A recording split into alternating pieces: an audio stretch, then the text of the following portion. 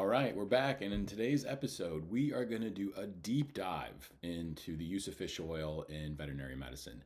And not just fish oil, but the constituents of fish oil, EPA and DHA.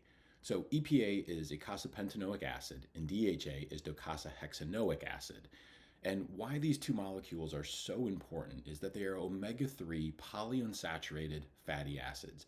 These two omega 3 fatty acids are extremely important in regulating the inflammatory system and down regulating inflammation throughout the entire body, in every cell of every tissue in the body.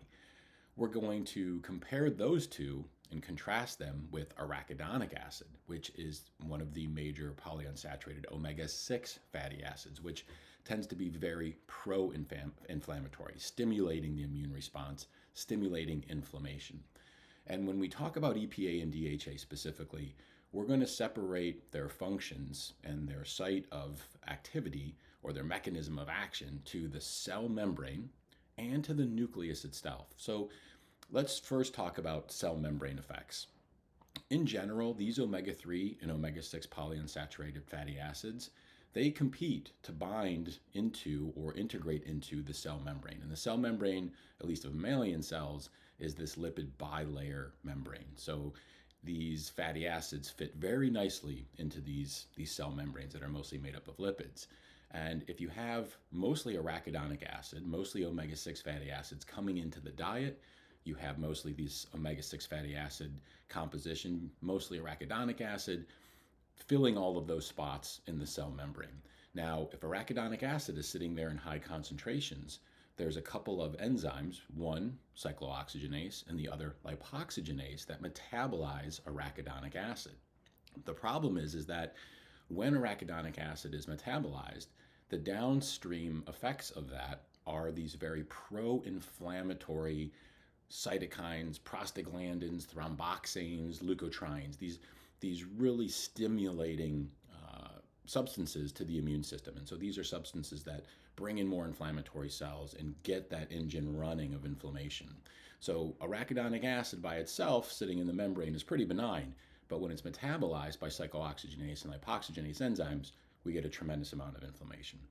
Now, in comparison, EPA and to some extent DHA can outcompete not only the binding sites in the cell membrane with arachidonic acid, but also for those cyclooxygenase and lipoxygenase enzymes. So if the diet is much higher in EPA and DHA than that nasty omega 6 fatty acid, that's what's going to predominate the cell membrane, and that's what's going to be the main driver of the metabolism of the cyclooxygenase and lipoxygenase pathways. And why that's important is that EPA and DHA, when they're metabolized through those enzyme cycles or pathways, are not producing these pro-inflammatory molecules. They're producing something else. And that something else we're going to spend a lot of time talking about. So where it gets really interesting, and we'll talk both about EPA and DHA because they do play a different role in this immune inflammatory system. So not only are fewer inflammatory eicosanoids produced, but these less inflammatory prostaglandins and leukotrienes are formed, and even less inflammatory lipid mediators are generated. So EPA, when it's metabolized by cyclooxygenase, creates something known as resolvins, and DHA produces something known as protectins.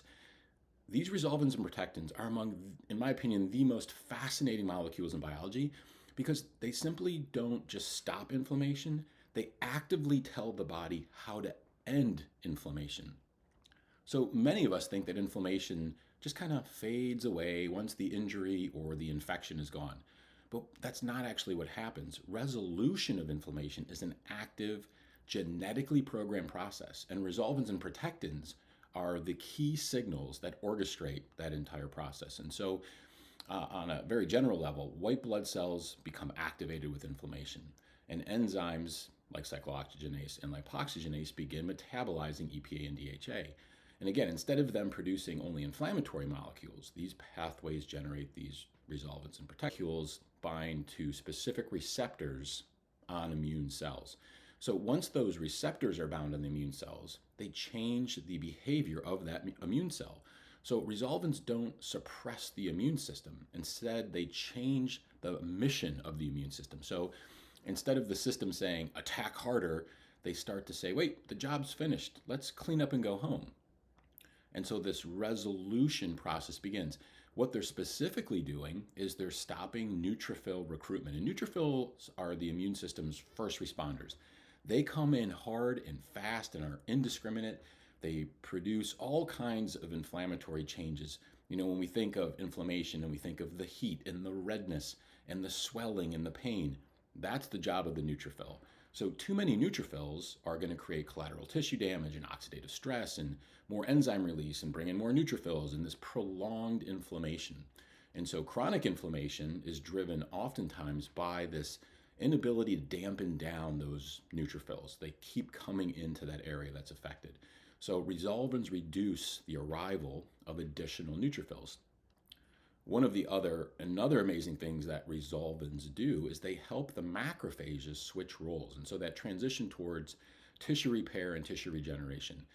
They tell the monocytes or the macrophages to increase efferocytosis. This is one of their most important jobs. Efferocytosis means these macrophages engulf dead neutrophils, damaged cells, cellular debris, all the things that are normally inflammation can become very chronic, and we don't ever have resolution of inflammation. We may have lessening of the inflammatory response, but it never truly goes away. So the other thing that happens because of this is there's a reduction in inflammatory cytokines. Resolvins decrease production of TNF alpha, interleukins, and other inflammatory mediators. Then there's the DHA that is metabolized by cyclooxygenase and lipoxygenase and produces these. So protectins have a similar anti-inflammatory effect, but they're particularly important for kind of the cleanup and the protection of other cells from injury. Protectins do things like reduce cell death. So they inhibit pathways that lead to what we call apoptosis or programmed cell death. But it's only doing that in cells that are so damaged beyond repair that it's actually stimulating apoptosis in those cells. And so when we talk about apoptosis, we talk a lot about cancer biology, and we'll get to that later on. So there's this promotion of tissue healing. Protectins help preserve these healthy cells. They limit fibrosis or scar tissue formation, and they encourage the return of basically normal tissue function. So here's a simple analogy. Imagine a house fire. These neutrophils and the inflammatory cytokines, they're the firefighters that are rushing in with a hose. And then think about non-steroidal anti-inflammatory drugs. They're altering how much water is just being sprayed and maybe in which direction it's being sprayed. That's all well and good, but that's it. That's the end of the story without resolvins and protectins. So what the resolvins then do is, hey, they tell the firefighters, great news guys, the fire is out. Then they organize the cleanup crew, and then they direct the damaged furniture to be removed. The protectins are going to prevent the parts of the house that weren't burned from the original fire from being damaged during the cleanup and help coordinate all the repairs. So without resolvins and protectins, the fire may be extinguished for now, but the cleanup, it's disorganized and the damage continues. And that's why I view chronic inflammatory disease, it's not a problem of too much inflammation, it's actually too little resolution of inflammation. So I think of EPA and DHA as the raw materials, while resolvins and protectins are the bioactive signaling molecules that your body manufactures when they're needed. So just to touch on non-steroidal anti-inflammatory drugs again, they reduce inflammation by blocking cyclooxygenase and sometimes lipoxygenase enzymes, which decreases the prostaglandin production.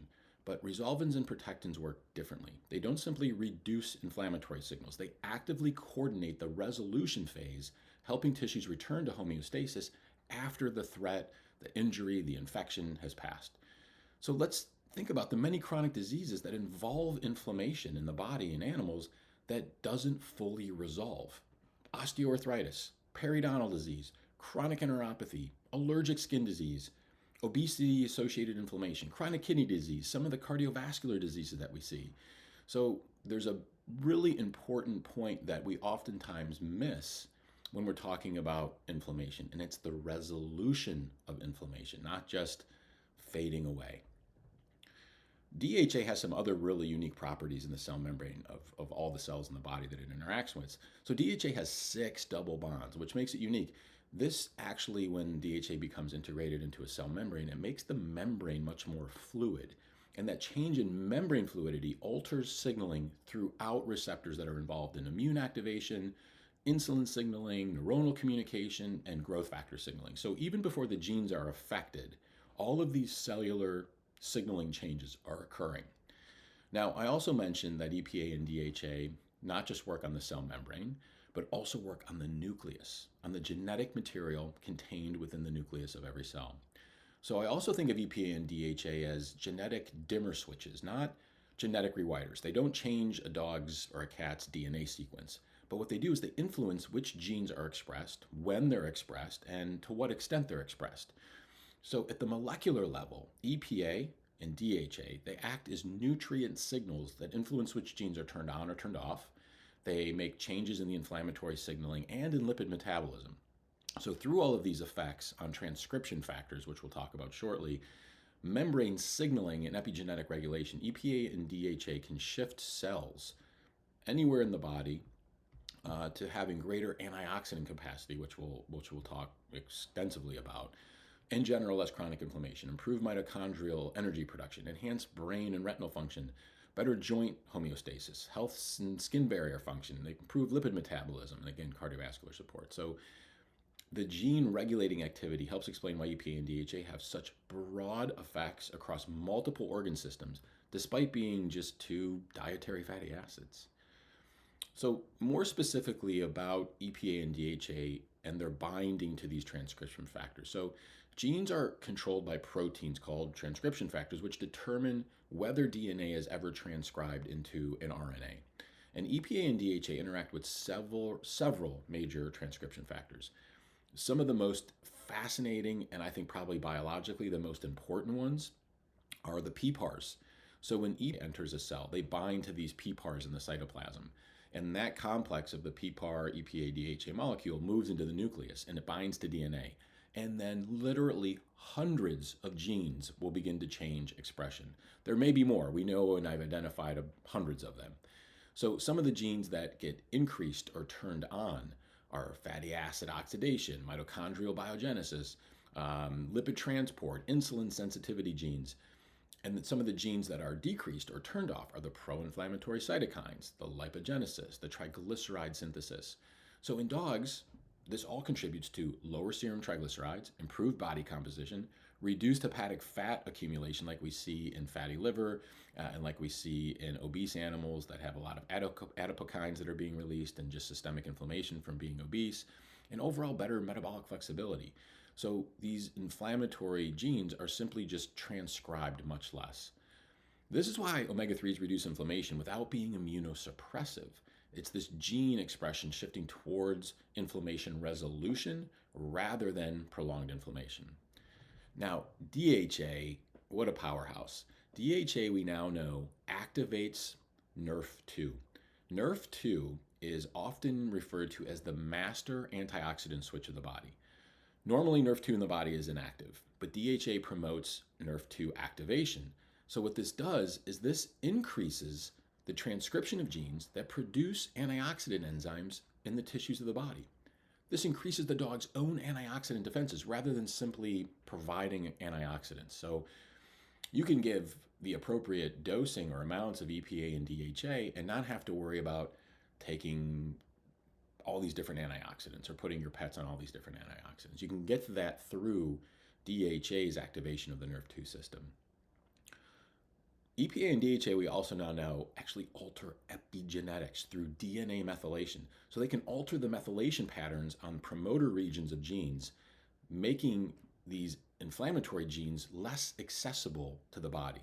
So they're just not accessible to turn on anymore. So again, we've got all these amazing cellular membrane effects, and then we have all of these nuclear or genetic effects, completely separate mechanisms, all doing the same thing, dampening down the inflammatory system and creating this resolution and healing process rather than just waiting for things to kind of smolder or turn into low-level, even subclinical chronic inflammatory disease.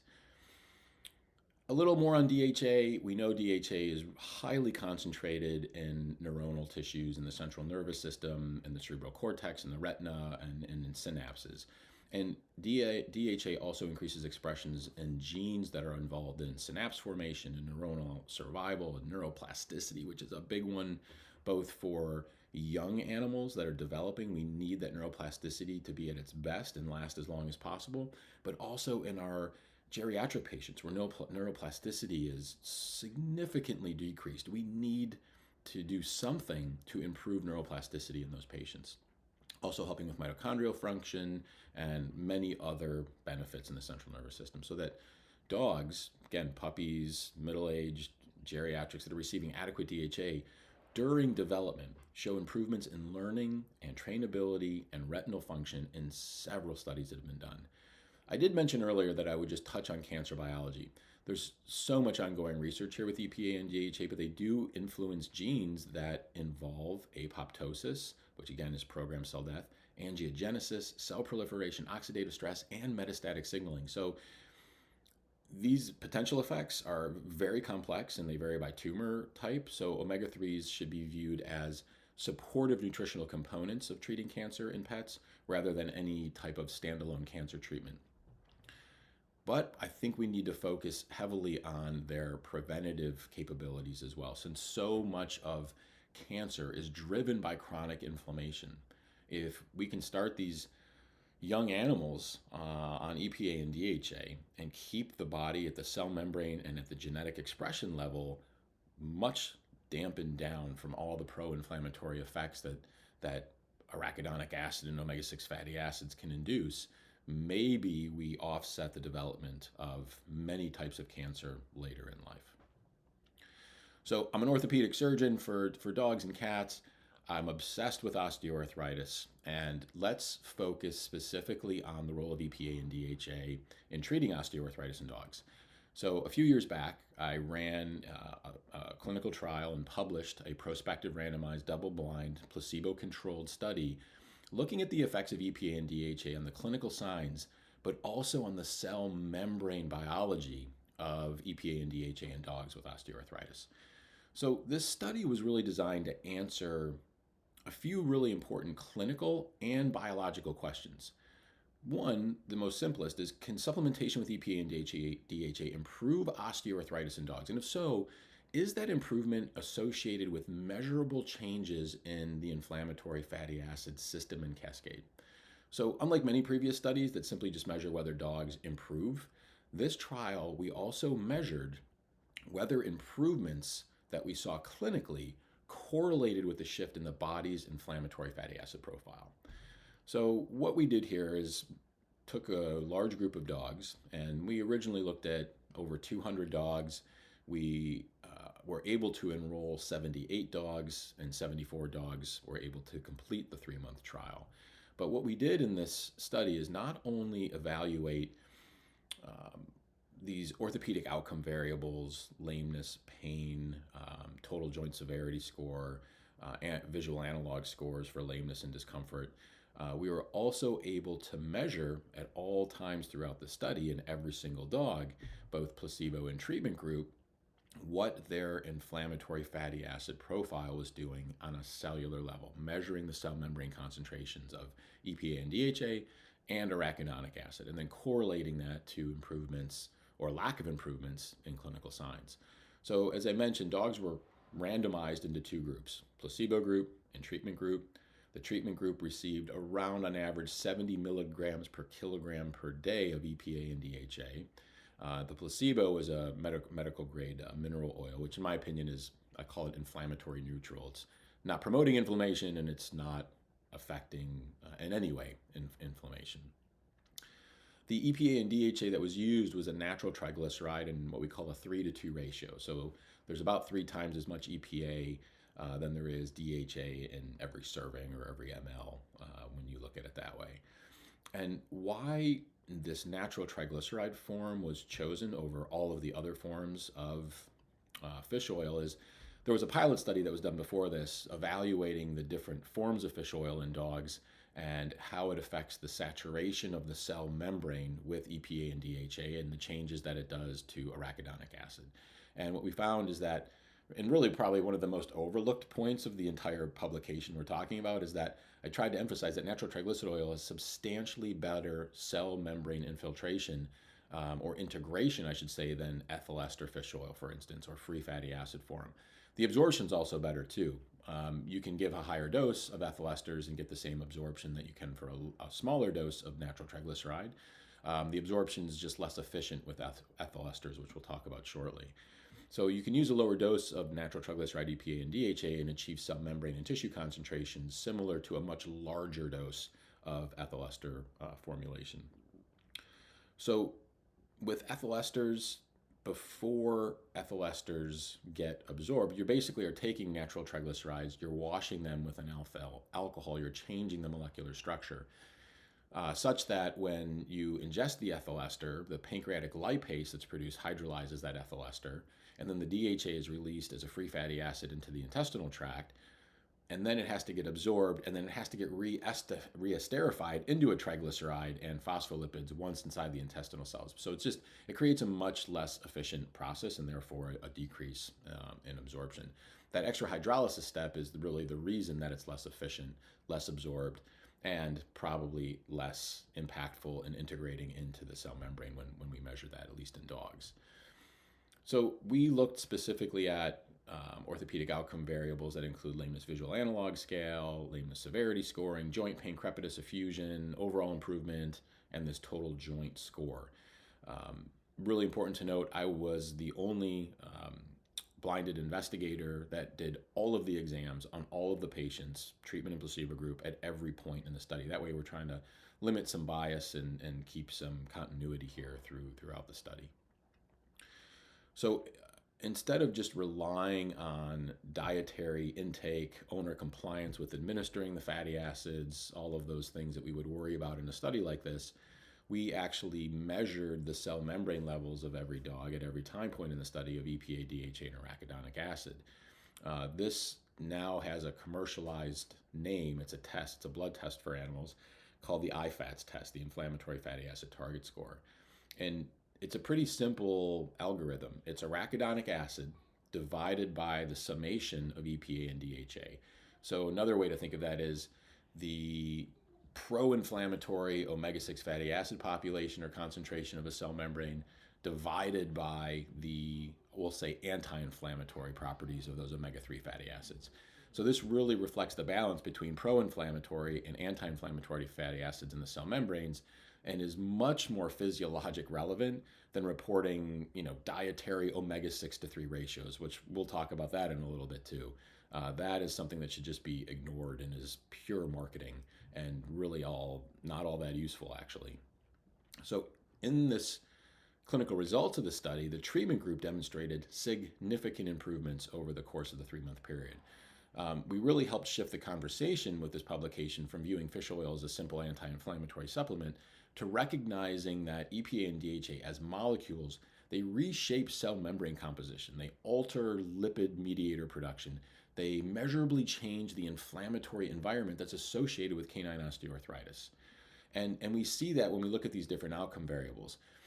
The outcome variables that we would expect to change very quickly, because as you feed 70 mg per kg of a natural triglyceride EPA and DHA daily to dogs, their fatty acid inflammatory profile changes pretty fast within a couple of weeks. And so halfway through the study, dramatic, significant changes in their blood work. What is going to take time are some of the things that we measure that evaluate lameness and overall discomfort.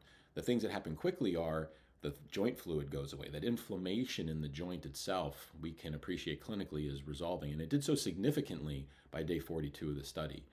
But things like lameness and our pain visual analog scores, those take out to that 3-month mark to start to see a significant improvement. And that's because of the biology of osteoarthritis. We confuse or simplify osteoarthritis to think, hey, this is just isolated to a joint. It is as far as some of the inflammation goes, but what happens when that joint is painful? The animal doesn't walk normally on that leg, which means muscle atrophy develops in that leg, which means tendons and ligaments in that leg become weaker. They're not being stressed as they normally should be day in and day out. So their function decreases. Then you've got all of this weight that was normally on this leg being shifted to the other back leg and to the front and to the spine. And so you wind up with compensatory issues that develop throughout the body. Also, the central nervous system is affected by this. Those nerves in that leg are not getting stimulated, they're not getting stressed like they normally are, and so the central nervous system reorganizes to accommodate for this chronic lameness. Those things are not going to resolve as quickly as the inflammatory status does in the joint. Those are going to take longer. The fact that we saw significant improvement, even in a 3-month period of time, was really quite incredible and unexpected in a relatively short study like this. So let's talk about what happened at the level of the cell membrane. When you compare what happened in the treatment group to baseline levels, so EPA increased 13-fold, DHA increased almost 3.5-fold, arachidonic acid decreased by 17%. So that IFATS test, there was an 88% reduction in the IFATS test. That represents a major shift in the inflammatory balance in cell membranes in these dogs' bodies. So how does that correlate with the clinical signs? One of the, in my opinion, the strongest findings of our publication was that the improvements in the inflammatory fatty acid profile closely tracked improvements in clinical signs. So we measure what's called these correlation coefficients, or R values.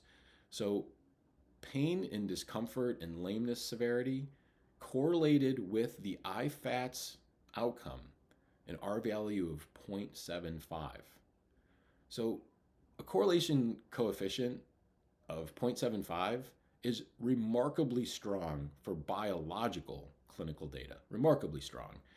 What does that mean? That means the better the IFATS test, meaning the lower that number, so the less arachidonic acid in that cell membrane, the less the pro-inflammatory molecule, and the more, we'll call them anti-inflammatory molecules or resolvins and protectins that are being produced in the cell membrane.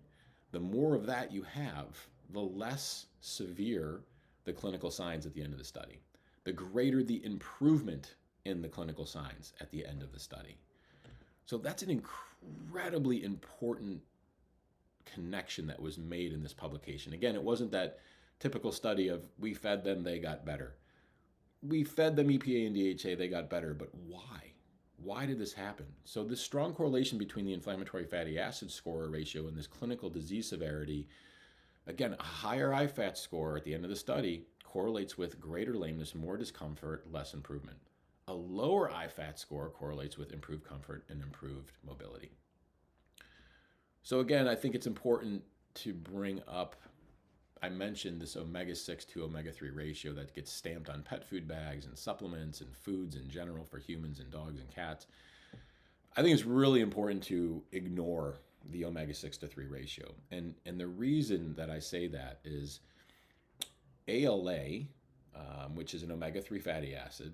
There's nothing wrong with ALA that comes from flaxseed and some nuts and some other plant material. It's probably good for gastrointestinal health, but ALA by itself doesn't have a mechanism in the cell membrane that cyclooxygenase and lipoxygenase are going to interact with it, and it's not going to have any of these downstream beneficial effects for inflammation. The other issue with ALA is that dogs convert at best 2% of all the ALA they ingest in their bodies into EPA and DHA. Cats, they actually can't make this conversion at all. They lack the desaturase enzyme in their liver to even make this conversion. So feeding ALA to dogs and cats, again, it's an omega-3 fatty acid from plants and nuts, and expecting that to drive down inflammation anywhere in the body is foolish. It won't happen. It can't happen. So if a pet food company or a supplement company says, hey, let's dump a ton of ALA in here, which is an omega-3 fatty acid, that will raise our omega-6 to 3 ratio. It'll make it look like there's less omega-6 in this product and way more omega-3, and that's great, but you haven't added the right omega-3s to the diet or to the supplement. So you need EPA and DHA. ALA is not going to drive this process. So we argued in the paper that the arachidonic acid to EPA plus DHA ratio is far more meaningful than any dietary omega-6 to 3 ratio. You cannot decipher what that actually means in a pet food or in a supplement if it's touting an omega-6 to 3 ratio. We just don't know. There's no transparency into that. You really need to know what the arachidonic to EPA plus DHA ratio is. Overall safety of the study was great. There were 4 adverse events that occurred during the study. There were 2 dogs, 1 in each group, that developed mild diarrhea. 2 dogs developed temporary food aversion, which corrected itself very nicely. So what we were able to show is this natural triglyceride EPA and DHA supplement, it's at an average dose of 70 mg per kg per day, is very safe over that 84-day period, and had substantially significant results on the entire body's inflammatory system and on the improvement of osteoarthritis and joint discomfort and these clinical signs. So very powerful study, really changed the way that we look at EPA and DHA, improved our understanding of how EPA and DHA interact with the cell membrane, how they interact with arachidonic acid, how EPA and DHA interact with the genetic turning on and turning off of the inflammatory process. So I hope that you got a lot out of this, have a little bit better understanding of the importance of EPA and DHA, how it works in the body. It's not just for joint health, although we'll recommend it for joint health. We know when I recommend EPA and DHA to a patient who has osteoarthritis, it's getting heart health benefits, brain health benefits, skin, pancreas, gastrointestinal, any tissue that has a cell in it with a cell membrane is getting a benefit from taking that level of EPA and DHA on a daily basis. There's no reason not to have a patient or a pet on EPA and DHA. I'll argue there's probably no reason to not be taking it yourself. So hope everybody enjoyed that. Please share this with as many friends that you have that have pets, and please ask some questions in the comments, and happy to continue this conversation about the importance of not just fish oil, the importance of EPA and DHA. See you on the next episode. Hey, if you watch this episode and you like the notes, reach out to me at drstevemailer.com and let me know. Happy to share them with you.